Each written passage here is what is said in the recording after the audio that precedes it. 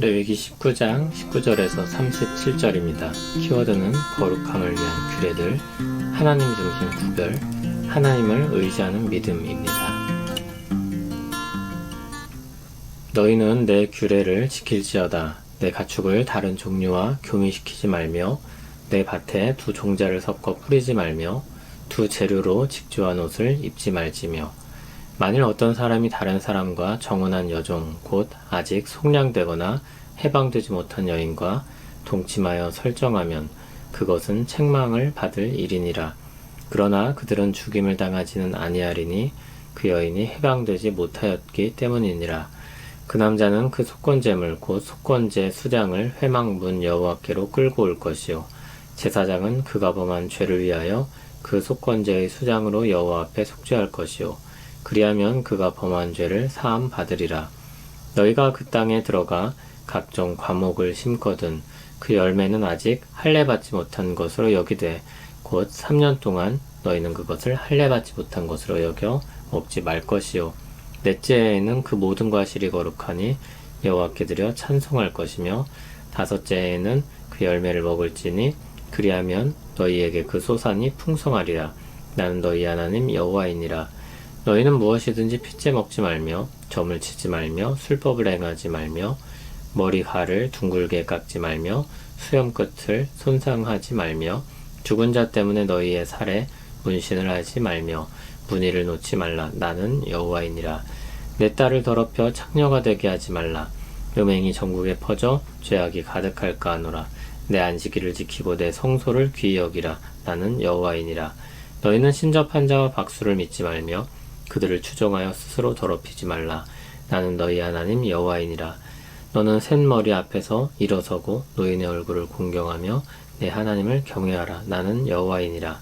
거류민이 너희의 땅에 거류하여 함께 있거든 너희는 그를 학대하지 말고 너희와 함께 있는 거류민을 너희 중에서 나은 자같이 여기며 자기같이 사랑하라. 너희도 애굽 땅에서 거류민이 되었었느니라. 나는 너희의 하나님 여호와이니라.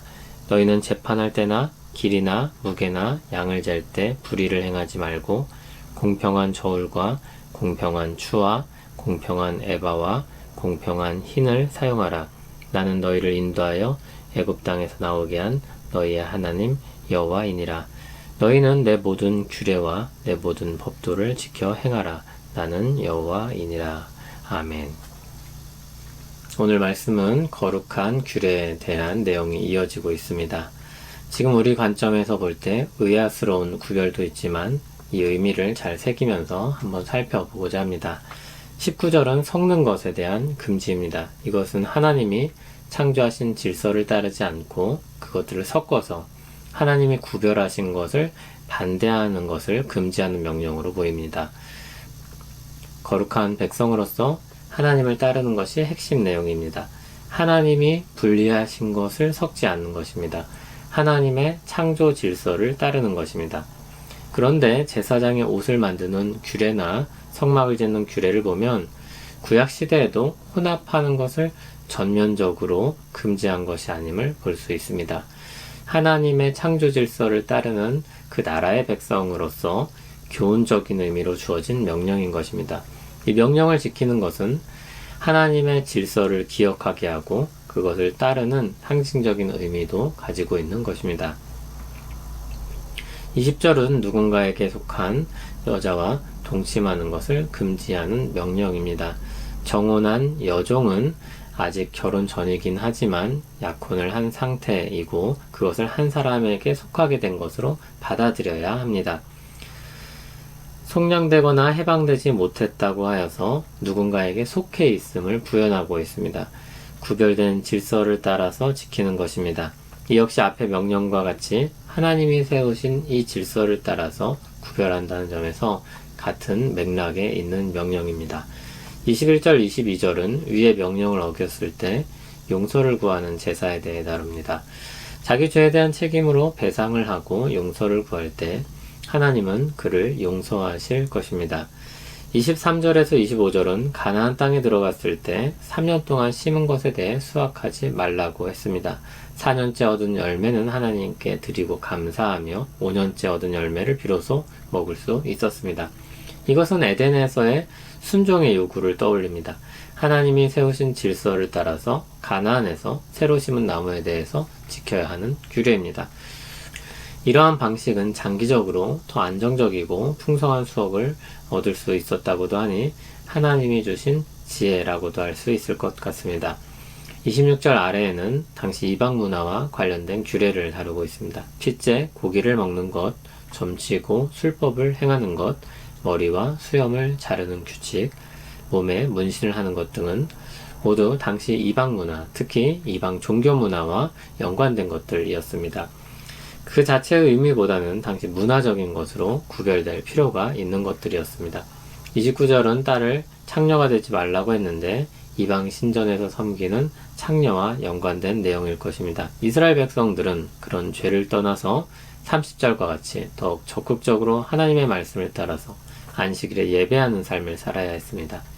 31절에는 신접한 자와 박수를 믿고 따르지 말라고 했습니다.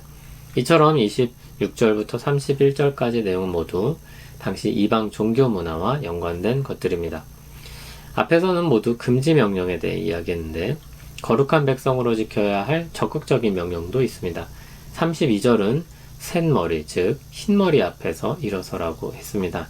32절이 밝히듯이 그것은 노인에 대한 공경을 의미하며 더 나아가서 하나님에 대한 경외의 표시이기도 했습니다. 아무도 먼저 태어나길 바라서 세상에 먼저 나온 사람은 없습니다. 나이는 하나님이 세우신 기본적인 질서에 속한 것입니다. 그러므로 그것을 인정하고 따르는 것은 하나님의 질서에 대한 인정이며 하나님에 대한 경외인 것입니다. 33절, 34절은 약자로 볼 수 있는 대상에 대한 법입니다. 이스라엘 가운데 거하는 외국인들을 학대하지 말라고 했습니다. 그들의 자녀 역시도 그래야 하며 적극적으로 그들을 사랑하라고 했습니다. 그 근거로서 이스라엘 역시 애굽 땅에서 외국인으로 살던 때가 있음을 제시하고 있습니다. 그때 누가 그들을 보살피고 살게 하셨습니까? 하나님이 그들을 보살피셔서 살게 하신 것입니다. 하나님이 이스라엘을 애굽에서 사랑으로 대하여 살게 하셨으니 마땅히 이스라엘은 자기 안에 거하는 사람들을 사랑으로 대해야 하는 것입니다. 그러므로 이 말씀은 그저 개구리 올챙이적 시절을 생각하라는 의미가 아닙니다. 하나님의 자비로운 성품과 그분의 역사와 질서를 따라서 행해야 하는 것임을 기억해야 할 것입니다. 35절, 36절은 재판이나 거래를 할 때 정직하게 해야 할 것을 명령하고 있습니다. 사회의 필요에 의해서 또는 사회의 합의에 의해서 주어진 법이 아니라는 것입니다. 하나님이 왕으로서 제시하신 법입니다. 37절은 전체를 마무리하는 결론적인 말입니다. 이것은 모두 하나님의 명령입니다. 우리는 이 다양한 법들을 보면서 가장 먼저 이 법들이 하나님의 법이며 하나님의 백성에게 주어지는 법이라는 것을 생각해야 합니다. 세상에서의 법은 사회적인 공감대나 합의를 통해서 만들어지고 제시됩니다. 그러나 하나님 백성의 법은 하나님께서 자기 지혜를 따라서 제시하고 있는 것입니다.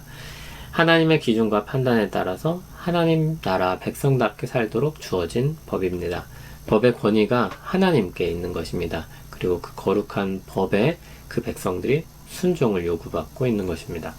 다음으로 세상과의 구별됨입니다. 특별히 이 법들은 이방 종교와 이스라엘 백성들을 구별시킵니다. 이방 종교의 것들은 하나님 아닌 다른 것들에 기대어서 하나님이 도우실 법한 도움들을 바라는 행위들을 하였습니다.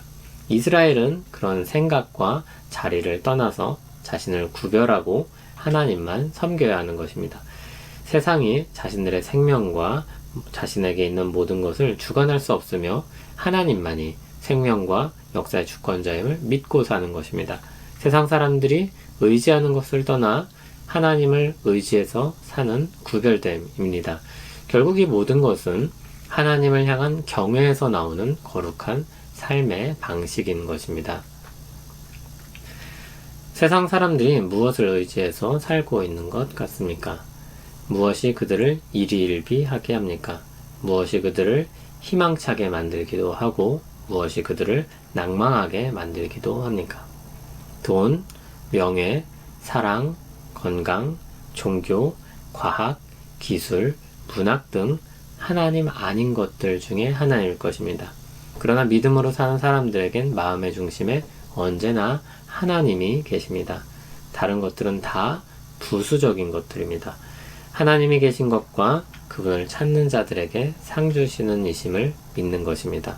그 믿음으로 하나님을 경외하고 의지하며 삽니다. 그 구별이, 그 거룩함이 예수 믿는 사람들에게 요구되고 있는 것입니다.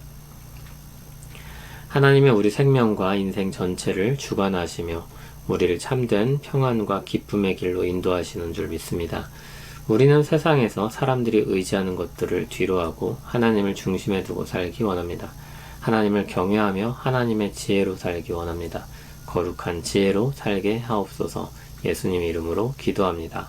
아멘.